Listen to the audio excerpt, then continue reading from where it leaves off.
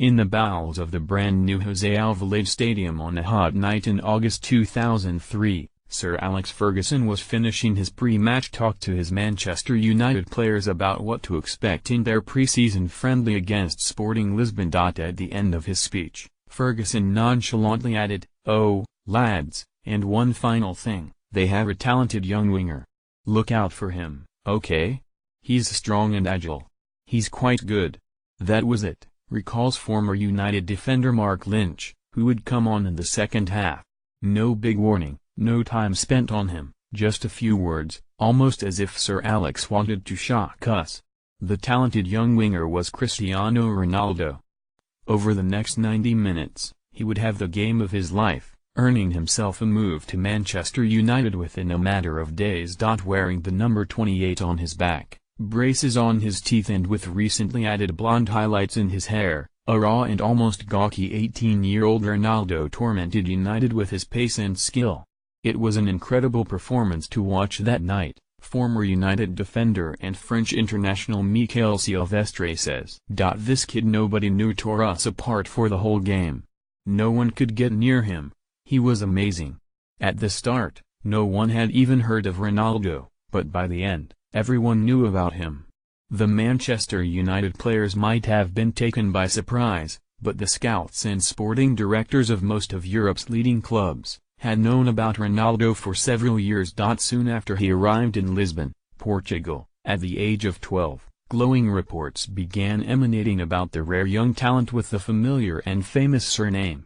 Fanciful stories would spread across Europe about the boy who had it all: pace, power, balance and the ability to glide past players. By the summer of 2002, an impatient 17-year-old Ronaldo had enlisted a new agent, Jorge Mendes, to help him find a move away from Sporting Lisbon. There were plenty of options. A long list of clubs, including Valencia, Liverpool, Juventus, Inter Milan, Parma and Barcelona had all been monitoring Ronaldo, and many were preparing bids. Early in 2003, Ronaldo seemed destined for Arsenal. He even traveled to North London to meet Arsene Wenger, and have a tour of the club's training ground, but the clubs ultimately could not agree upon a deal. It left Wenger to lament in 2014 via Goal.com's Liam Toomey, "My biggest regret? I was so close to signing Cristiano Ronaldo, that, of course, still hurts today." In June 2002, Carlos Queiroz, who had managed Portugal, South Africa, and Sporting Lisbon, arrived at Old Trafford to become Ferguson's new assistant. As Ferguson recalls in his autobiography, Queiroz immediately told him, "There's a young boy at Sporting, and we need to keep an eye on him." Carlos said, "We need to act because this boy was special, and so we sent Jim Ryan to watch him train as part of our reciprocal deal." Jim returned and said, "Wow, I've seen a player. I think he's a winger, but he's been playing center forward in the youth team. I wouldn't be waiting too long. At 17, someone will gamble." Manchester United were already in the process of agreeing to an informal alliance with Sporting Lisbon, ostensibly to share advice on scouting, training and player development.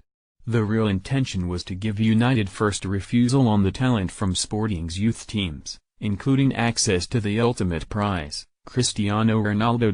As a part of this arrangement, United agreed to play Sporting Lisbon in a pre-season friendly to open Sporting's new stadium in August 2003, which had been built ahead of staging several games in the following year's European Championships. United arrived in the Portuguese capital directly from New York the night before the game, having already been away on a tour of the United States for the previous 3 weeks. "The truth is, we were all ready to go home, but we had one more game in Portugal," Lynch remembers. "We were all tired, and a lot of us had jet lag after crossing the Atlantic, and I think we were up the day of the game walking around the lobby of the very nice hotel we were staying in at something like 4 a.m. Silvestre adds, "None of us were in the mood for the game. The attitude was, let's get this over with and get home."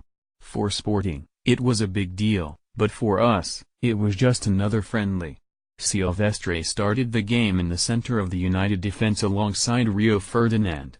Within minutes, their attention was drawn to the teenager on the left wing desperate to impress. I had never heard of Ronaldo, but as soon as he got the ball, He was beating players with ease on the left or the right, Silvestre says. He was so quick and skillful, we were all a bit shocked. I remember thinking thank God I was playing in the center, and not at full-back. Former United defender Danny Pugh, now at Port Vale, started that night on the bench alongside fellow substitutes Lynch, Ruud van Nistelrooy, Phil Neville, and Dar.